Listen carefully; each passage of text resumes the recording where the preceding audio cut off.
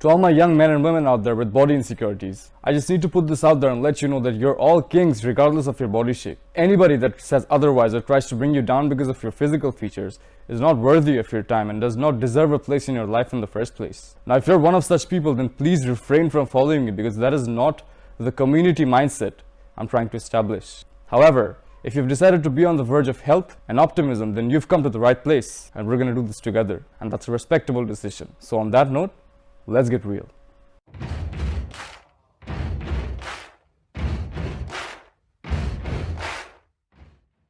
Hey there, I'm Farhan and I've been the skinniest dude in the room for as long as I can remember. It's not easy looking big and swole when you're 6'1" and have skinny jeans. However, you can either complain about it or you can be the doer you are and act upon it.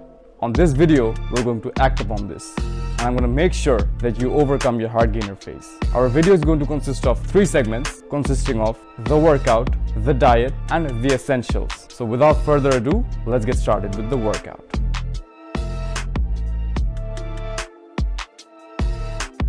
Now, if you're a heart gainer, chances are you're probably starting out or are new in the lifting scene. This gives you an upper hand, meaning that you're going to make newbie gains when you start out. This means your muscles are going to grow at a faster rate compared to an intermediate or an advanced lifter. Now, this provides you with an opportunity to follow an upper-lower body split, something like this. Take a screenshot at your convenience. Now, you're going to make sure that your workouts consist of 80% compound exercises and 20% isolation exercises. Now, compound exercises are basically exercises that work more than one muscle group. On this segment, we're going to take a look at few compound exercises that will work amazingly for you. The bench press. Now, the bench press is probably the most solid exercise to target your chest and triceps. But whenever you're experimenting with weights, you need to make sure that you have a buddy around to spot you or you might mess things up. Push-ups. Now, push-ups can be a great upper body exercise, a great warm-up. Just make sure you're maintaining form and you're good to go. The weighted tricep dips. Now, the weighted tricep dips can be an amazing exercise, but I would recommend you to start off with an assisted dip machine as initial progression can be difficult in this exercise. The weighted pull-up. Same goes for the weighted pull-up. Immensely effective, but it can be very difficult for someone who's starting out. So you need to make sure that you master the form first. Barbell rows. One of my favorite exercises to build thickness in your back muscles. Very effective. The deadlift is a classic exercise that works the biggest muscle in your body. It's perfect for manufacturing testosterone. Just make sure you're maintaining right form and it's gonna work like wonder. Squats. Squats is a very versatile lower body exercise that works almost all your lower body muscles. It has way too many benefits. The shoulder press. The shoulder press is an amazing exercise that builds strength and size in the shoulders, triceps, traps, and even core. Next up, we're going to take a look at a few isolation exercises that are going to be essential and focused on isolating your muscles. The barbell bicep curl. Now, almost everyone is aware of the benefits of this beautiful exercise. If you want that bicep peak, you know what to do. Lateral raises. Now, these can be a solid exercise to work your upper back and your shoulders. So why not? The tricep kickback. Now, the tricep kickback will hit the long head of the tricep and make sure to give you that solid tricep definition. So get ready to fill those shirt sleeves up. Now, when you're training for muscle growth, you want to make sure that you're progressively overloading your muscles. How do you do that? Let's take a look. Say you bench 20 kilos on your first upper body session. On your next upper body session, you decide to add 2.5 kilos to that. That's when you're overloading, and that's when progressive overload occurs.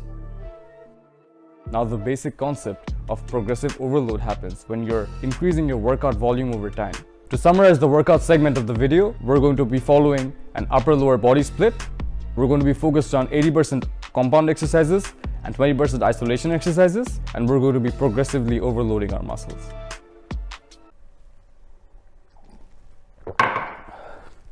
Alright, now that we're done and dusted with training, we're going to move on to supplementation. Now, I'm going to keep the topic of supplementation pretty simple for basic understanding. Now, clearing out a few myths out of the air, supplementation won't cause cancer, and they're not steroids for God's sake. They're going to help you with muscle recovery, and they're going to be an add-on to your muscle growth journey. Alright, starting off. Now, this is a mass gainer. Now the thing with mass gainers is, it's packed with a crazy amount of calories and carbs. So you're going to gain size but with a significant amount of fat. So if you're a dude that has arms like this, sure. But if you're a dude who's already packed on some decent muscle size, I would advise you to stay on a lean bulk, and that's where whey protein steps in. Now the thing with whey protein is, you're not going to put on size as fast, but you're going to be putting on a good amount of lean muscle mass when you're taking whey protein. It's going to meet your protein needs, and it's going to help in muscle recovery. Note that supplementation should not be prioritized over your basic nutrition. On that note, we're going to move on to our diet and meal plan.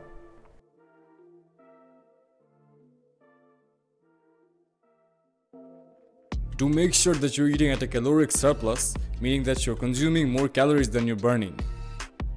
For breakfast, we're doing 5 fried eggs cooked in butter with a serving of spinach, tuna, and mushrooms.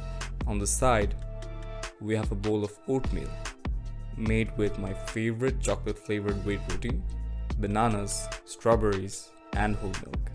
Now this high protein meal is packed with calories and will almost meet half your calorie requirements of the day. For lunch, we're keeping it pretty simple with chicken, rice, and broccoli. However, I've used clarified butter or ghee, as we call it, to cook the chicken for extra calories.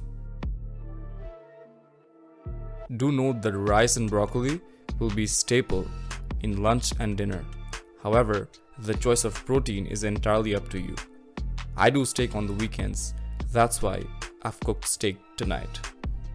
Alright, so with our last meal, we're going to be moving on to the very end of the video, where I provide you with a few basic essential tips you're going to be needing. Starting off with hydration. You want to make sure that you're at least getting 2 to 3 bottles of water between your meals. Number 2 would be sleep. Make sure you're getting enough sleep because your muscles don't recover unless you sleep. So by enough sleep, we're talking 8 hours of shut-eye. At least. Number 3, you're going to want to subscribe to the channel because I'll be helping you out throughout the entire journey, so make sure you stick around. On that note, we're going to be ending the video. If you have any questions, you can leave them down in the comments, and you can check out my video for fat loss if that's your goal. However, if you found use for this video, you can share with your buddies, like, subscribe, and do let me know what I should do next. Until then, stay safe, be healthy, bye-bye.